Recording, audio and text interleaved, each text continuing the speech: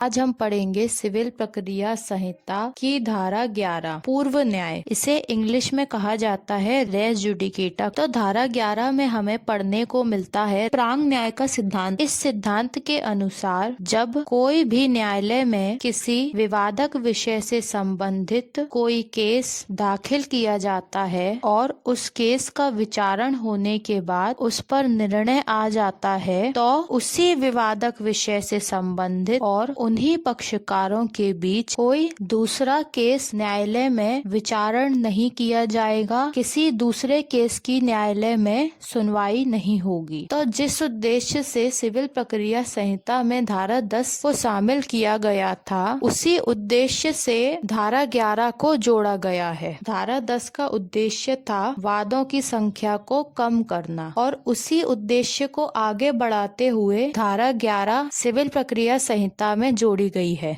धारा 11 हमें धारा 10 का ही एक व्यापक रूप देती है। जिस तरह से हम धारा 11 का टाइटल देखते हैं जो लिखा हुआ है पूर्व न्याय, तो पूर्व न्याय का मतलब है कि यदि किसी मामले में पहले न्याय मिल चुका है, पूर्व न्याय मिल चुका है, तो उसी विवादक विषय से संबंधित दूसरा केस न्यायालय में सुना नहीं जाएगा, विचारण नहीं किया जाएगा। अब हम धारा 11 को बेयर एक्ट में पढ़ते हैं। बेयर एक्ट के अनुसार पूर्व न्याय कोई भी न्यायालय किसी ऐसे वाद या विवादक का विचारण नहीं करेगा जिसमें प्रत्यक्षता और सारतः विवादक विषय उसी हक के अधीन मुकदमा करने वाले उन्हीं पक्षकारों के बीच के या ऐसे पक्षकारों के बीच के जिनसे व्युत्पन्न अधिकारों के अधीन वे या उनमें से कोई दावा करते हैं। किसी पूर्ववर्ती वाद में भी ऐसे न्यायालय में प्रत्यक्षतः और सारतः विवादक रहा है जो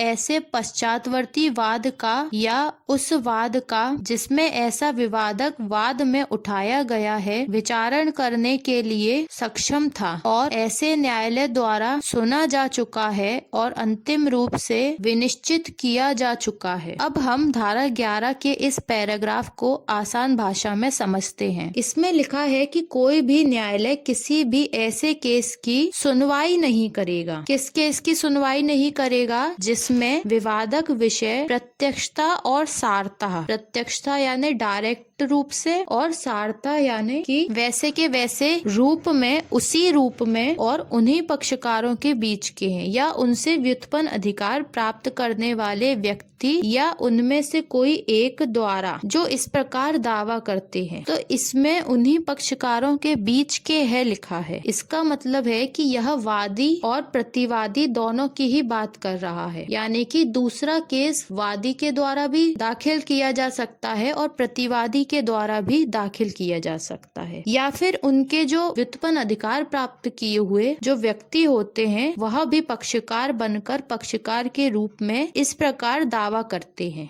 जो पूर्ववर्ती यानी पहले वाले वाद में जो ऐसा दावा पहले वाले वाद में भी उसी रूप में प्रत्यक्षता और सारता विवादक रहा है, यानी कि डायरेक्ट देखने पर ही और सार रूप से उसी रूप से देखने पर ही पता चल रहा था कि यह पहले वाले मामले में भी वही विवादक प्रश्न है जो दूसरे वाले मामले में उठाए गए हैं। मतलब जो पहले वाले में विवादक थे वही दूसरे वाले में भी विवादक रहे हैं और जिन पर न्यायालय विचारण करने के लिए सक्षम था। तो कभी कभी यह प्रश्न उठता है कि हो सकता है कि न्यायालय सक्षम ना हो तो दूसरा मामला आ सकता है, लेकिन इन दोनों केसों में ही, पहले वाले केस में भी और दूसरे वाले केस में भी, जब न्यायालय सक्षम होता है तभी दूसरे वाले मामले का विचारण रोक दिया जाता है और न्यायालय द्वारा ऐसे मामलों को सुना भी जा चुका और अंतिम रूप से फाइनल रूप से विनिश्चित भी किया जा चुका है। ऐसा कोई विवादक विषय पश्चातवर्ती यानी बाद वाले मामले में दूसरे मामले में उठाया जा रहा है या उठाया गया है, ऐसे वाद या विवादक की न्यायालय सुनवाई नहीं करेगा। तो धारा 11 में स्पष्ट रूप से बता दिया गया है कि न्यायालय ऐसे किसी भी वाद की सुनवाई नहीं करेगा जिसके संबंध में विवादक विषय प्रत्यक्षता और सारता उन्हीं पक्षकारों के बीच के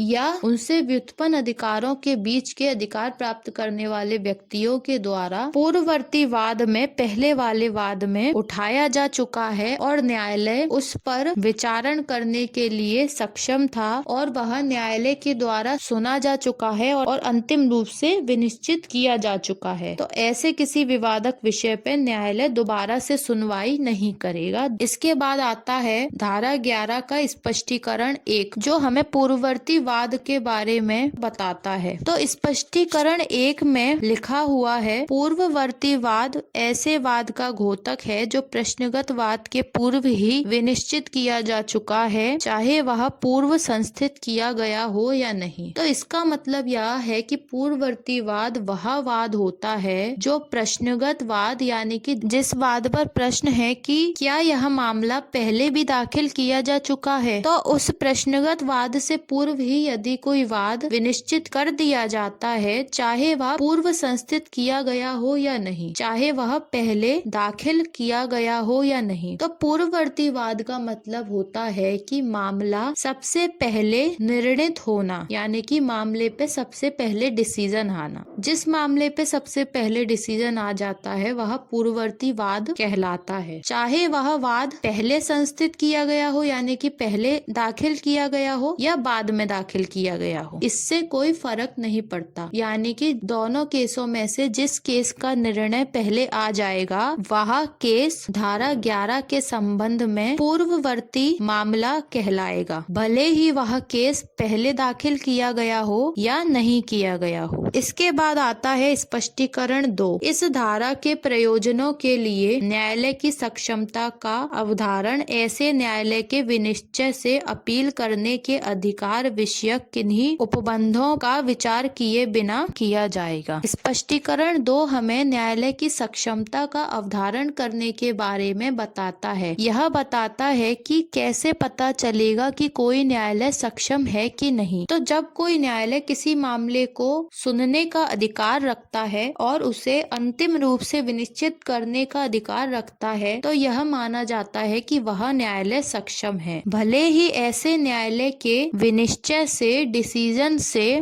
निर्णय से अपील करने के अधिकार विषयक किन्हीं उपबंधों पर विचार किए बिना, मतलब अपील करने के अधिकार विषयक किन्हीं उपबंधों पर विचार नहीं भी किया जाता, तो उसके अलावा भी यदि न्यायालय मामले को सुनने के लिए और उसका अंतिम रूप से विनिश्चय करने के लिए सक्षम है, तो यह माना जाता है कि वह न्यायालय किसी मामले को सुनने के लिए सक्षम है। स्पष्टीकरण 3, ऊपर निर्देशित विषय का पूर्ववर्ती वाद में एक पक्षकार द्वारा अभिकथन और दूसरे पक्षकार द्वारा अभिव्यक्ति या विवक्षित रूप से प्रत्याख्यान या स्वीकृति आवश्यक है। तो जो ऊपर निर्देशित विषय है, उस विषय का मतलब ऊपर जो विषय बताया गया है, निर्देशित किया गया है, उस विषय का पूर्ववर्ती वाद में, मतलब पहले वाले वाद में एक पक्षकार के द्वारा अभिकथन यानी बताया जाना और दूसरे पक्षकार द्वारा अभिव्यक्त यानी कि बताने के द्वारा या विवक्षित रूप से या इम्प्लाइड रूप से, छुपे हुए रूप से प्रत्याख्यान यानी कि मना किया जाता है या स्वीकृति आवश्यक है या स्वीकृति दी जाती है। तो इस प्रकार से यह माना जाएगा कि उस पक्षकार ने अभिव्यक्त या विवक्षित रूप से उस बात को मना किया है या स्वीकार किया है। इसके बाद आता है स्पष्टीकरण 4। स्पष्टीकरण 4 बहुत ही महत्वपूर्ण है क्योंकि यह हमें प्रलक्षित प्रांग न्याय का सिद्धांत के बारे में बताता है। तो पहले डायरेक्ट में पढ़ते हैं, फिर इसको समझेंगे कि प्रलक्षित प्रांग न्याय का सिद्धांत है क्या। स्पष्टीकरण 4 ऐसे किसी भी विषय के बारे में जो ऐसे पूर्ववर्ती वाद में प्रतिरक्षा या आक्रमण का आधार बनाया जा सकता था और बनाया जाना चाहिए था, यह समझा जाएगा कि वह ऐसे वाद में प्रत्यक्षता और सारता विवादक रहा है। तो प्रलक्षित प्रांग न्याय का सिद्धांत हमें यह बताता है कि यदि कोई विषय पूर्ववर्ती पूर्ववर्तीवाद में पहले वाले वाद में किसी पक्षकार द्वारा अपनी प्रतिरक्षा यानी कि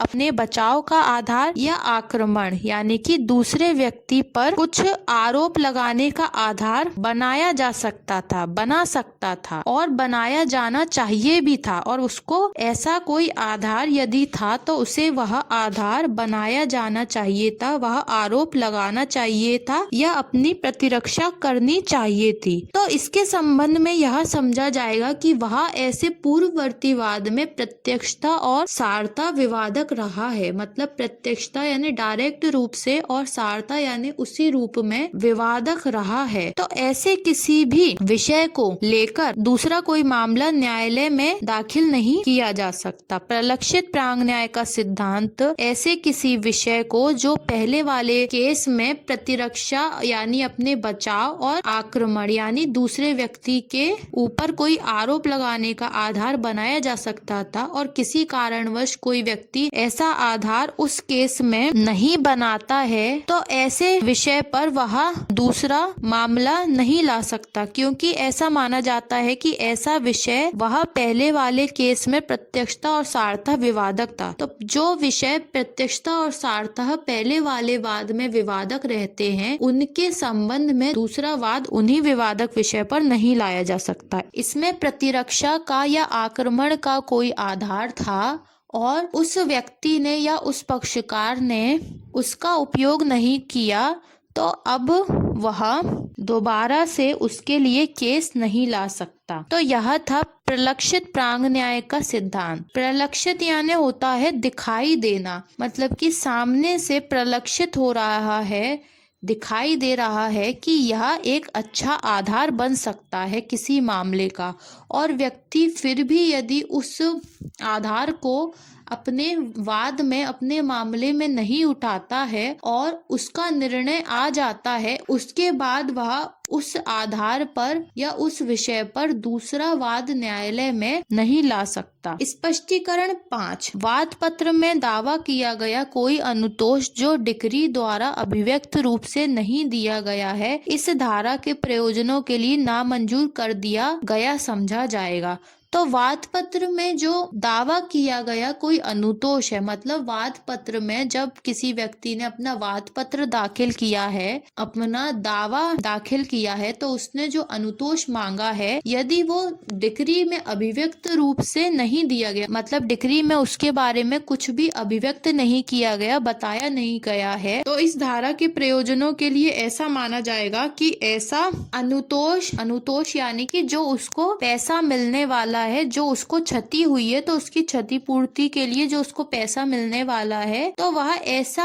अनुतोष इस धारा के प्रयोजनों के लिए नामंजूर कर दिया गया समझा जाएगा। यानी कि ऐसा अनुतोष जिसके बारे में डिक्री में कुछ भी नहीं लिखा गया है, तो ऐसे अनुतोष के बारे में यह समझा जाएगा कि वह इस धारा यानी कि धारा 11 पूर्व न्याय के सिद्धांत के अंतर्गत और इस धारा के प्रयोजनों के लिए, इस धारा के उद्देश्य के लिए नामंजूर कर दिया गया, यानी कि अब यह अनुतोष नहीं दिया जाएगा। इसके बाद आता है स्पष्टीकरण 6, जहां कोई व्यक्ति किसी लोक अधिकार के या किसी प्राइवेट अधिकार के लिए सद्भाव पूर्वक मुकदमा करते हैं जिनका वे अपने लिए और अन्य व्यक्तियों के लिए सामान्यतः दावा करते हैं, वह ऐसे अधिकार से हितबद्ध सभी व्यक्तियों के बारे में इस धारा के प्रयोजनों के लिए यह समझा जाएगा कि वे ऐसे मुकदमा करने वाले व्यक्तियों से व्युत्पन्न अधिकार के अधीन दावा करते हैं। तो स्पष्टीकरण 6 में लिखा हुआ है कि जहां कोई व्यक्ति किसी लोक अधिकार के या किसी प्राइवेट अधिकार के लिए सद्भावना पूर्वक मुकदमा करते हैं, यानी कि कोई व्यक्ति है जो किसी लोक अधिकार के लिए यानी कि बहुत सारे व्यक्तियों के अधिकार के लिए मुकदमा कर रहा है, जैसे PIL वगैरह होती है, उसी तरह से, या किसी प्राइवेट अधिकार के लिए या अपने स्वयं के किसी प्राइवेट अधिकार के लिए सद्भावना पूर्वक मुकदमा कर रहा है। मतलब कि वह जो केस कर रहा है वह सद्भावना पूर्वक कर रहा है, जिसका वे अपने लिए या अन्य व्यक्तियों के लिए सामान्यतः दावा करते हैं। जिसका वह अपने लिए दावा कर रहा है या अन्य व्यक्तियों के लिए दावा कर रहा है। वहाँ ऐसे अधिकार से हितबद्ध सभी व्यक्तियों के बारे में यह समझा जाएगा कि वह इस धारा के प्रयोजनों के लिए वे ऐसे मुकदमा करने वाले व्यक्तियों से व्युत्पन्न अधिकार के अधीन दावा करते हैं। तो वहाँ पर ऐसे अधिकार से हितबद्ध व्यक्ति मतलब जो व्यक्ति हितबद्ध हैं, जिनका उससे हित जुड़ा हुआ है, वह सभी व्यक्ति इस धारा के प्रयोजनों के लिए ऐसे समझे जाएंगे कि वह उस मुकदमा करने वाले व्यक्तियों से व्युत्पन्न अधिकार के अधीन दावा करते हैं। मतलब मुकदमा करने वाले व्यक्तियों से उसे अधिकार प्राप्त हो गया है और उस अधिकार के अधीन वह व्यक्ति जो हितबद्ध है वह भी दावा करते हैं या कर सकते हैं। इसके बाद आता है स्पष्टीकरण 7। इस धारा के उपबंध किसी डिक्री के निष्पादन के लिए कार्रवाइयों को लागू होंगे और इस धारा में किसी वाद विवादक या पूर्ववर्ती वाद के प्रति निर्देशों का अर्थ क्रमशः उस डिक्री के निष्पादन के लिए कार्यवाही, ऐसी कार्यवाहियों में उठने वाले प्रश्न और डिक्री के निष्पादन के लिए पूर्ववर्ती कार्यवाही के प्रति निर्देशों के रूप में लगाया जाएगा। इसका मतलब यह हुआ कि धारा 11 डिक्री के निष्पादन के संबंध में जो कार्यवाहियां होती हैं उस पर भी लागू होती है। इसका मतलब यह है कि यदि डिक्री का निष्पादन सही तरीके से नहीं हुआ होगा तो वह व्यक्ति दोबारा उसके लिए आवेदन नहीं कर सकता। एक बार निष्पादन हो गया तो दोबारा आवेदन नहीं कर सकता है। इस धारा में लिखा है कि डिक्री के निष्पादन के लिए जो कार्यवाही होती है तो इस धारा के लिए उनके प्रति निर्देश वैसे ही लगाया जाएगा जैसे वह वाद विवादक या पूर्ववर्ती वाद के प्रति निर्देशों का अर्थ, मतलब कि जो वाद है उसका अर्थ लगाया जाएगा डिक्री के निष्पादन की कार्रवाई से संबंधित। मतलब इन तीनों शब्दों के डिक्री के निष्पादन में अलग अर्थ समझे जाएंगे। जैसे वाद मतलब समझा जाएगा कि डिक्री के निष्पादन के लिए जो कार्रवाई की जा रही है उसे वाद समझा जाएगा। विवादक समझा जाएगा ऐसी कार्रवाई में उठने वाले प्रश्न को, और पूर्ववर्ती वाद के प्रति निर्देश का अर्थ लगाया जाएगा डिक्री के निष्पादन के लिए जो पूर्ववर्ती कार्रवाइयां की गई हैं उसके प्रति निर्देश से लगाया जाएगा। तो जिस तरीके से किसी वाद के संबंध में, किसी विवादक विषय के संबंध में और किसी पूर्ववर्ती वाद के संबंध में धारा 11 लागू होती है, वैसे ही वह डिक्री के निष्पादन के संबंध में, डिक्री के निष्पादन की कार्रवाइयों में उठने वाले प्रश्न के संबंध में और डिक्री के निष्पादन में जो पूर्ववर्ती कार्रवाई की गई है उसके प्रति निर्देश के रूप में लगाया जाएगा। इसके बाद आता है स्पष्टीकरण 8। कोई विवादक जो सीमित अधिकारता वाले किसी न्यायालय द्वारा जो ऐसा विवादक विनिश्चित करने के लिए सक्षम है सुना गया है और अंतिम रूप से विनिश्चित किया जा चुका है। किसी पश्चातवर्ती वाद में पूर्व न्याय के रूप में इस बात के होते हुए भी प्रवृत्त होगा कि सीमित अधिकारता वाला ऐसा न्यायालय ऐसे पश्चातवर्ती वाद का या वाद का जिसमें ऐसा विवादक वाद में उठाया गया है विचारण करने के लिए सक्षम नहीं था। स्पष्टीकरण 8 में लिखा है कि कोई विवादक जो सीमित अधिकारता वाले किसी न्यायालय द्वारा, मतलब ऐसे न्यायालय द्वारा जिसको सीमित अधिकारता थी, जो ऐसे विवादक को विनिश्चित करने के लिए सक्षम है, मतलब वो सक्षम भी है और सुना गया है और उसके द्वारा वो सुना भी गया है और अंतिम रूप से विनिश्चित भी किया जा चुका है। किसी पश्चातवर्ती वाद में पूर्व न्याय के रूप में इस बात के होते हुए भी प्रवृत्त होगा। तो ऐसा कोई विवादक किसी पश्चातवर्ती वाद में, यानी बाद वाले वाद में पूर्व न्याय के रूप में इस बात के होते हुए भी प्रवृत्त होगा। मतलब कोई विवादक जो पहले वाले वाद में जिसे न्यायालय ने विनिश्चित कर दिया है, ऐसा कोई विवादक किसी पश्चातवर्ती वाद में इस बात के होते हुए भी कि इस पर पूर्व न्याय का सिद्धांत लागू होगा, पर फिर भी वह विवादक ऐसे पश्चातवर्ती वाद में प्रवृत्त होगा, भले ही वह सीमित अधिकारता वाला न्यायालय ऐसे पश्चातवर्ती वाद का या वाद का जिसमें विवादक उठाया गया है विचारण करने के लिए सक्षम नहीं था, पर फिर भी वह विवादक पश्चातवर्ती वाद में प्रवृत्त यानी लागू होगा। तो यह थी धारा 11, जिसमें हमने समझा पूर्व न्याय का सिद्धांत, जिसे प्रांग न्याय का सिद्धांत भी कहा जाता है। इसे इंग्लिश में रेस जुडिकेटा कहा जाता है। इसको लाने के पीछे केवल एकमात्र उद्देश्य यह था कि न्यायालयों में जो मामलों की संख्या बहुत अधिक बढ़ रही थी और फालतू मामले न्यायालय में दाखिल किए जा रहे थे, उन मामलों को न्यायालय में दाखिल किए जाने से या फिर उनका विचारण करने से रोकना। धारा 10 और धारा 11 में एकमात्र अंतर यह है कि धारा 10 में जो पूर्ववर्ती वाद है उस पर विचारण चल रहा होता है और उसी विवादक विषय पर उन्हीं पक्षकारों के मध्य कोई दूसरा वाद का विचारण नहीं किया जाएगा। और धारा 11 में किसी मामले को न्यायालय के द्वारा सुना जा चुका है और उस पर निर्णय भी आ चुका है, तो ऐसे किसी मामले को दोबारा से न्यायालय के द्वारा सुना नहीं जाएगा और न्यायालय उस पर विचारण नहीं करेगा, जिसे हमें रेस जुडिकेटा का सिद्धांत रोकता है। तो न्यायालय में पश्चातवर्ती मामला दाखिल तो किया जा सकता है, लेकिन उस पर न्यायालय विचारण नहीं कर सकता। विचारण करते समय उसे रोक दिया जाता है। तो अब क्वेश्चन यह उठता है कि दाखिल करने से ही क्यों नहीं रोकते? क्योंकि जब कोई केस न्यायालय में दाखिल कर दिया जाता है तभी न्यायालय को पता चलता है कि यह केस दोबारा से दाखिल किया गया है। यदि केस दाखिल करने से ही रोक देंगे तो रेस सब जुडिस का सिद्धांत और रेस जुडिकेटा का सिद्धांत लागू ही नहीं होगा। दाखिल करने के बाद उस मामले पर पक्षकारों के द्वारा ही प्रश्न उठाया जाता है कि यह मामला पहले से ही न्यायालय में चल रहा है और इस दूसरे मामले को सुनवाई से रोका जाए, तब ही न्यायालय उस पर रेस जुडिकेटा का सिद्धांत या धारा 10 के अंतर्गत रेस सब जुडिस का सिद्धांत लागू करता है। तो इसका मतलब यह हुआ कि न्यायालय में केस दाखिल करने से तो नहीं रोका जाता, लेकिन न्यायालय में केस की सुनवाई होने से और उसका विचारण होने से पहले ही मामला रोक दिया जाता है। दूसरे केस की सुनवाई नहीं होती और उसका विचारण नहीं किया जाता।